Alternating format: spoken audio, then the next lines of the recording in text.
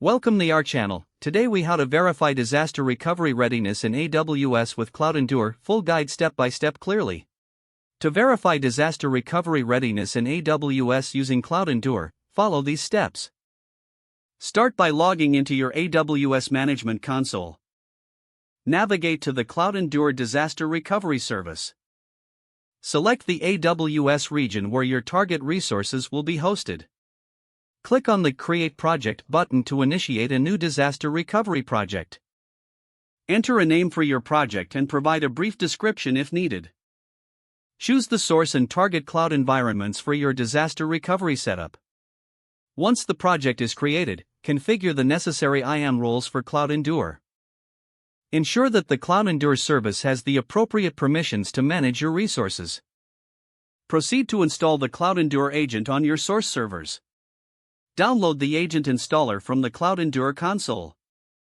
Follow the installation instructions on your source servers to complete the setup. After installation, the agent will begin replicating your source server data to AWS. Monitor the replication progress in the CloudEndure console. Once replication is complete, conduct a test recovery. Select the test option in the CloudEndure dashboard. Specify the parameters for the test recovery instance. Wait for the system to provision the test instance in the target AWS environment. Once the test instance is up, validate that applications are functioning correctly.